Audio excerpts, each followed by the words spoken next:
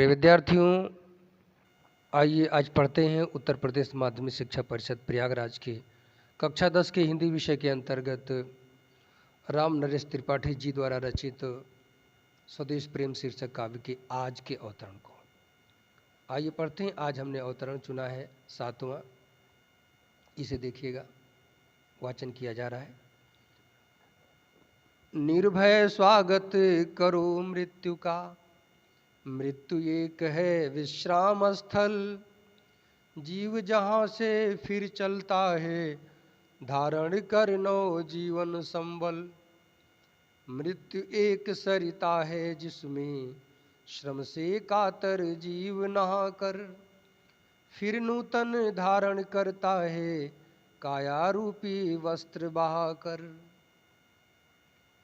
आइए शब्दार्थ समझते हैं। निर्भय, बिना डरे। स्वागत करो, स्वीकार करो। विश्राम स्थल, आराम करने का स्थान। धारण कर, नया जीवन पा करके। जीवन संबल, जीवन का सहारा यानी कि आश्रय, नया शरीर। सरिता है, नदी है।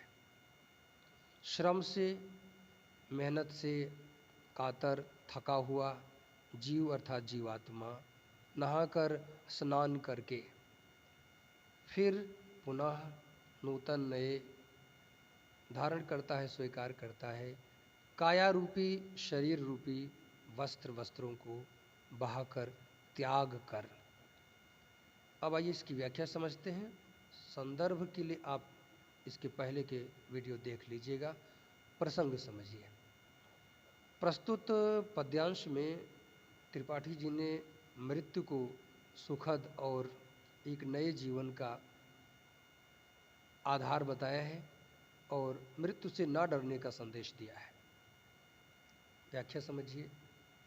हे भारत के युवाओं, भारत के निवासियों, आप लोग मृत्यु का बिना डरे हुए स्वागत कीजिए। मृत्यु कोई डर नहीं है, कोई कष्ट नहीं है। वास्तव में मृत्यु एक ऐसा स्थान है जहाँ पर थके हुए मनुष्य को आराम करने का अवसर मिलता है। मृत्यु एक ऐसा स्थान है जहाँ थका हुआ जीव आराम पाता है। वहीं से वो फिर नया जीवन अर्थात नए जीवन का सहारा, नया शरीर पा करके एक नया जीवन धारण करता है। अर्थात थकावट को त्याग कर नए जीवन को पाने का आधार मृत्यु है। इसलिए मृत्यु से ना डरें, ना दुखी हों। वास्तव में मृत्यु एक नदी है जिसमें पूरी जिंदगी के परिश्रम से थका हुआ जीव नहाता है और स्नान करने के बाद फिर एक नए शरीर को धारण करता है। वो अपने पुराने शरीर रूपी वस्त्र को त्याग कर एक नए शरीर रूपी वस्त्र को धारण करता है, अर्थात एक नई जिंदगी की शुरुआत करता है। ध्यान दीजिएगा, जिस प्रकार से अनुपयोगी और पुराने वस्त्रों को त्याग कर मनुष्य नए और उपयोगी वस्त्र धारण करता है, वास्तव में जीव भी उसी प्रकार से अपने पुराने अनुपयोगी शरीर को त्याग कर नए शरीर को धारण करता है और यह अवसर उसे मृत्यु के माध्यम से ही मिलता है। इसलिए मृत्यु से किसी को नहीं डरना चाहिए।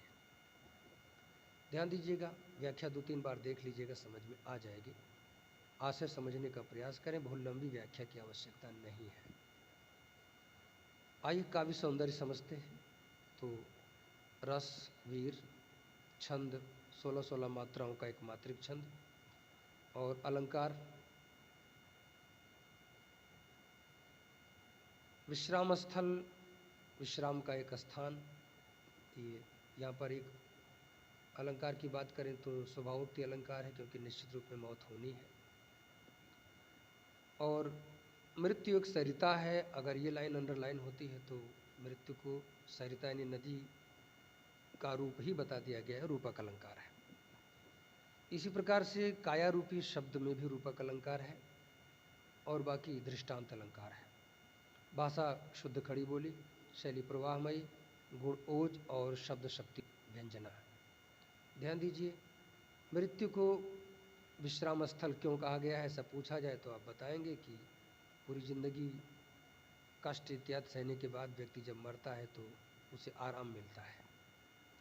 अथवा मृत्यु को सरिता क्यों कहा गया है, तो वास्तव में जैसे किसी नदी में स्नान करने के बाद एक नई ऊर्जा प्राप्त होती है, ऐसे ही मृत्यु रूपी नदी में जब हम स्नान करते हैं तो एक नया जीवन प्राप्त होता है। गीता में भी यही बात कही गई है, वासांसि जीर्णानि यथा विहाय नवानि गृह्णाति नरो पराणि तथा शरीराणि विहाय जीर्णानि अन्यानि संयाति नवानि देहि। इस श्लोक को आप भगवत गीता से भी निकाल सकते हैं और छोटे छोटे काव्य संग्रह में भी ये मिल जाएगा। तो आज यहीं तक, एक अवतरण और बचा हुआ है जिसे हम बाद में प्रस्तुत करेंगे। यदि कोई बात अधूरी रह जाती है तो कमेंट कीजिएगा, उसे हम समझाने का प्रयास करेंगे। मैं यहाँ अपना ज्ञान नहीं दिखा रहा हूँ, मैं केवल ये कह रहा हूँ कि कैसे पढ़ना है और कैसे लिखना है।